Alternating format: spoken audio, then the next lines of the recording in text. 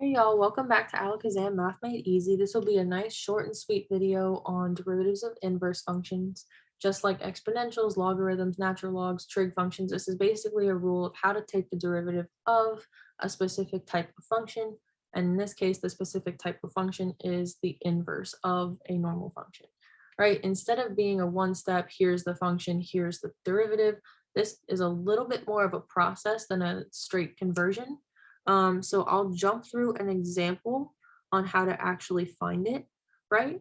So we'll start with the example where they tell you to find the derivative of the inverse given the original function and given an a value at which you want to evaluate it, right? So they're asking you essentially to find, I know this is not usually how it's written, but this is the same thing as saying this, find a derivative of the inverse of f of x at x equals 2, right?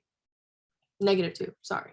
So the first step is to find the actual value of f of x where a equals negative 2, right? So what we're doing is, oh no, I accidentally did this problem assuming a equals 2, so I'm just going to get rid of this negative.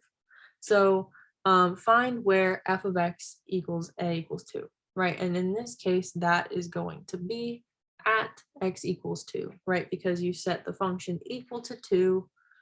No, I guess I actually did do this. I'm sorry. I guess I did do this as negative 2. I just wrote it wrong here. So yes, so set the actual function itself, actual f of x equal to negative 2, move that over to this side, and then solve it like a quadratic formula. In this case, you can factor and get x equals 2. So then we're going to find the derivative of the inverse using this formula. And this is the actual formula you use, but you have to do these other steps, and like this one and the following one if you're looking at it at a specific point, right? So the derivative of the inverse of a function is 1 over the derivative of that function, right? So take the derivative of the original function first, and then do 1 divided by that function. And that kind of the 1 divided by takes care of the inverse nature of it. And of course, the derivative itself takes care of the fact that it's asking you to take the derivative. And then the last step will be to plug in the value you got by plugging in the given number.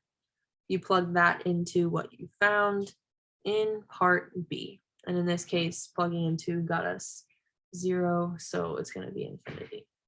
So if you have any questions, leave them in the comments. If not, I hope you learned something from this video. If you did, please like it. And if you want to stay up to date with the videos that I post in the future, subscribe to my channel and press the notifications button, and you'll get a notification on your device anytime I upload a new video to my channel. As always, best of luck.